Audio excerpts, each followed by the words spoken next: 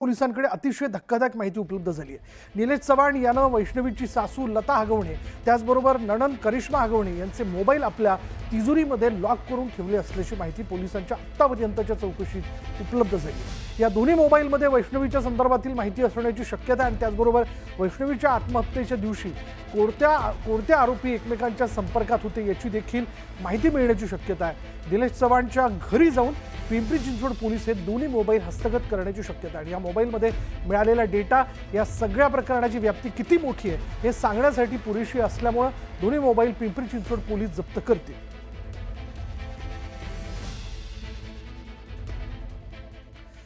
वैष्णवीच्या बाळाची हेळसांड करणाऱ्या निलेश चव्हाणला पोलिसांनी 3 जूनपर्यंत पोलीस कोठडी कोर्टाने त्याला सुनावलेली आहे आणि बावधन पोलिसांनी चव्हाणच्या कोठडीची मागणी केलेली होती। गेल्या काही दिवसांपासून पोलिसांना गुंगारा देणाऱ्या निलेशला नेपाळच्या बॉर्डरवर बेड्या ठोकण्यात आल्या। तिथून विमानाने त्याला पिंपरी चिंचवड पोलीस मध्यरात्री 2:30 वाजता पुणे विमानतळावर घेऊन पोहोचले आणि त्यानंतर पहाटे 4 वाजता बावधन पोलिसांकडे त्याचा ताबा देण्यात आला। दरम्यान आता पोलिसांनी न्यायालयाने कोठडी सुनावल्यानंतर चव्हाणची बावधन पोलीस कसून चौकशी करणार आहेत। त्याचबरोबर त्याला पळून जाण्यासाठी कुणी मदत केली याची देखील पोलीस कसून चौकशी करतील।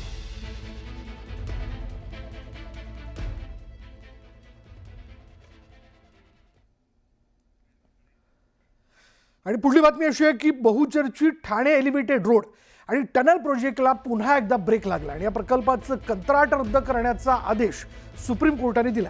सार्वजनिक हिताचं कारण देत दोन्ही महत्त्वाकांक्षी प्रकल्पांच्या निविदा रद्द करण्याचा आदेश सुप्रीम कोर्टाने दिलेला आहे।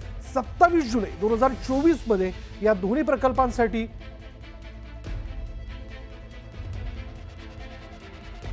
27 जुलै 2024 मध्ये या दोन्ही प्रकल्पांसाठी 14,000 कोटींच्या निविदा काढण्यात आल्या होत्या। मात्र निविदा प्रक्रियेत अनियमितता झाल्याच्या आरोपांवरून हे प्रकरण कोर्टात गेलं होतं। दरम्यान एका मोठ्या कंपनीने आर्थिक निविदेत बाजी मारल्यानं त्या कंपनीला कंत्राट दिलं जाणार होतं। मात्र स्पर्धक कंपनीने याचिका दाखल केल्यामुळे प्रकरण आधी हायकोर्ट आणि मग सुप्रीम कोर्टात गेलं। सुप्रीम कोर्टाने या निविदा रद्दबातल केलेल्या आहेत। त्यामुळे आता नव्यानं या संदर्भातली निविदा प्रक्रिया सुरू करण्यात येणार आहे। मात्र आता उपमुख्यमंत्री एकनाथ शिंदे यांच्या महत्त्वाकांक्षी प्रकल्पांना ब्रेक लागल्यानं राजकीय वर्तुळातही याचे पडसाद उमटण्याची दाट शक्यता आहे। सार्वजनिक हितापेक्षाही प्रचंड भ्रष्टाचार, 3,000 कोटी रुपये ऑन।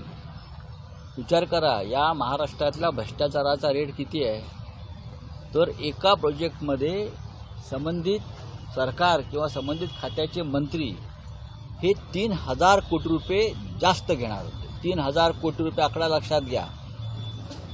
3,000 रुपये नाहीत किंवा 300 रुपये नाहीत किंवा 3 लाख रुपये नाहीत, 3,000 कोटी रुपये एका प्रोजेक्टमध्ये जो मंत्री त्या खात्याचा मंत्री मिळवतो ही महाराष्ट्राची लूट। आणि त्या अशा हजारो कोटीतून निवडणूक मागच्या याच्यात लढली गेली।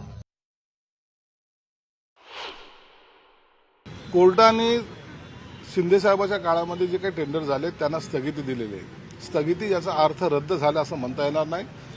ज्या काही त्यांच्या शंका कुशंका असतील निश्चित कोर्टासमोर सादर केल्या जातील आणि जर त्याच्यामध्ये काही त्रुटी असतील तर त्याचा रिटेंडर केले जातील, परंतु त्याच्यामुळं प्रकल्प रद्द झाला असं म्हणणं चुकीचं आहे।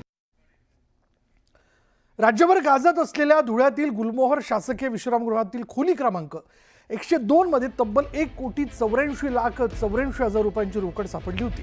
या प्रकरणी धुळे शहर पोलीस ठाण्यामध्ये 9 दिवसांनंतर कलम 124 प्रमाणे गुन्हा दाखल करण्यात आला आणि आता विश्रामगृहाच्या खोलीत तब्बल 1,84,00,000 रुपयांची रोकड सापडली असताना मुंबई पोलीस कायदा कलम 124 प्रमाणे गुन्हा दाखल करणं म्हणजे हे प्रकरण दडपून टाकण्याचा प्रयत्न असल्याचा आरोप गोटे यांनी केला।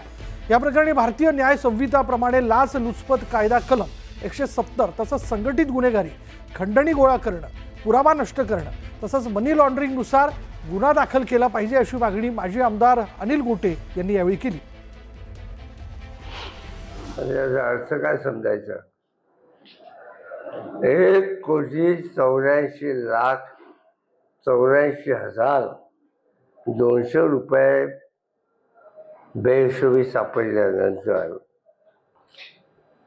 तुम्ही हा गुन्हा दाखल करतात म्हणजे महाराष्ट्रातल्या 14 कोटी जनतेला एकाच वेळेला फसवणूक करण्याचं हे सरकारचं कारस्थान आहे. बातमी आहे जालन्यातनं. जालन्यातील अंबड घनसावंगी तालुक्यातून वाहणारी गोदावरी नदी उन्हाळ्यात कोरडी पडली होती. गोदावरी कोरडी पडल्यानं नदीकाठच्या गावांमध्ये देखील पाणी टंचाई निर्माण झाली होती. गेल्या 15 दिवसांपासून छत्रपती संभाजीनगर आणि जालना जिल्ह्यात झालेल्या मुसळधार अवकाळी पावसामुळे हीच कोरडी पडलेली गोदावरी नदी आता दुथडी भरून वाहते. गोदावरी दुथडी भरून वाहतानाचे ड्रोन व्हिडिओ समोर आलेले आहेत. आता ही नदी अवकाळी पावसामुळे गच्च भरून वाहू लागल्यानं नदीचं भरगच्च पात्र जलमय झालंय.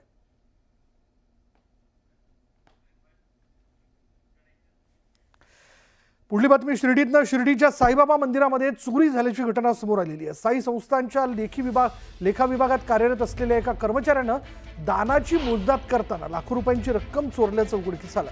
बाळासाहेब गोंदकर असं संबंधित आरोपीचं नाव आहे. त्यानं 4, 8 आणि 11 एप्रिलला दक्षिणा मोजणी दरम्यान 500 रुपयांच्या नोटांचे बंडल चतुराईनं लपवले. त्यानंतर ते चोरून नेल्याचं तपासातून समोर आलंय आणि या प्रकरणी पोलीस स्टेशनमध्ये गुन्हा दाखल करण्यात आला असून त्याच्यावर बडतर्फीची कारवाई सुरू करण्यात आली.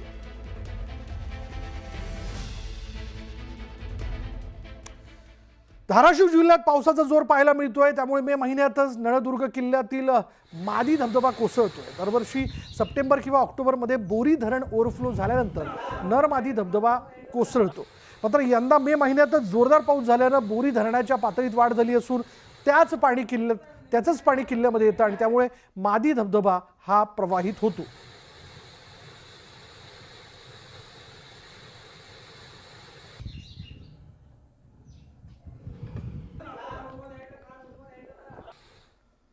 धाराशिव जिल्ह्यामध्ये मुसळधार पावसानं शेतीचं मोठं नुकसान केलंय आणि त्यामुळे शेतकऱ्यांकडून राज्य सरकारकडे मदतीची मागणी करण्यात येते. तर तुळजापूरचे भाजप आमदार राणा जगजितसिंह पाटील यांनी नुकसानग्रस्त भागाची पाहणी केली. तसंच नुकसानग्रस्त भागाचे पंचनामे करून घ्या, अधिकाऱ्यांनी नाही ऐकलं तर मला सांगा असं आवाहन राणा जगजितसिंह पाटील यांनी केलं.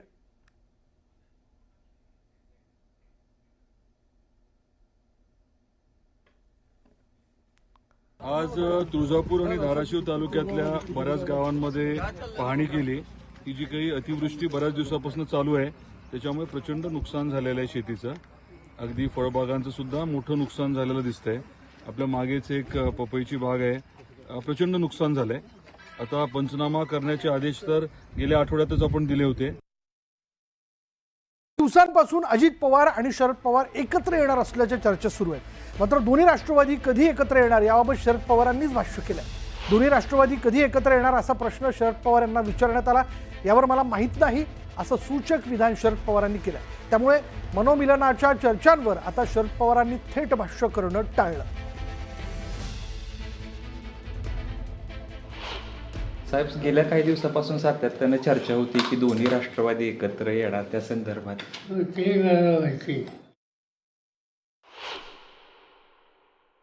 बरोबर आहे की ह्या सगळ्या ज्या चर्चा आहेत या हवेत आहेत.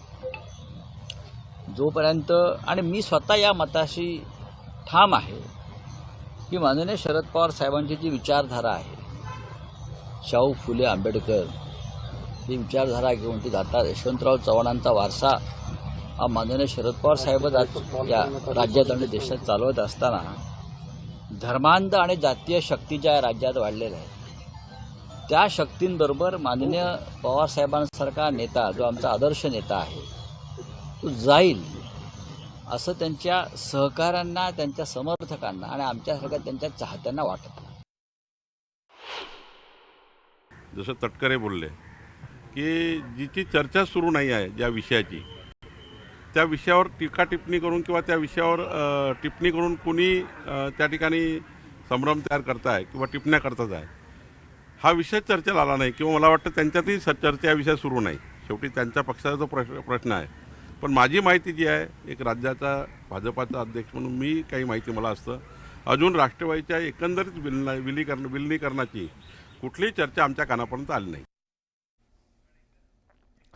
पुढली बातमी अशी की लोकमाता अहिल्यादेवींची 300वी जयंती देशभरात उत्साहात साजरी करण्यात येते. राज्य शासनाच्या वतीनं चौंडी या गावामध्ये जयंती साजरी करण्यात आली आणि या कार्यक्रमाला मुख्यमंत्री देवेंद्र फडणवीस, उपमुख्यमंत्री एकनाथ शिंदे उपस्थित होते. चौंडी हे गाव अहिल्यादेवी होळकर यांचं जन्मगाव आहे. हे खऱ्या अर्थानं प्रेरणा आणि ऊर्जा केंद्र असल्याचं फडणवीस यांनी म्हटलंय. या देशामध्ये जेवढी कल्याणकारी राज्य झाली त्यात छत्रपती शिवाजी महाराज यांच्यानंतर दुसरं नाव कोणाचं घ्यायचं असेल तर ते अहिल्याबाई होळकर यांचं घ्यावंच लागेल असंही फडणवीसांनी म्हटलं. त्यांच्याकडे एकदा 3-4 गरीब लोक गेले. त्यांनी सांगितलं, माता आमच्या मुलींची लग्न आम्हाला करता येत नाही. त्यांनी विचारलं का करता येत नाही. म्हणाले आमच्याकडे पैसे नाही, लग्नालाही पैसे नाही आणि नवऱ्याकडचे लोक एवढा हुंडा मागतात, हुंडा द्यायचा कसा. त्याच दिवशी अहिल्या मातांनी फरमान काढलं, हुंडा देणं आणि हुंडा घेणं दोन्ही गुन्हा समजला जाईल आणि हुंडा बंदी त्या ठिकाणी अहिल्या मातांनी केली आणि सगळ्या मुलींची लग्न लावून दिली. अहिल्या मातांच्या 28 वर्षाच्या राज्यामध्ये कोणाची हिम्मत हुंडा मागायची नव्हती आणि हुंडा देण्याचीही नव्हती.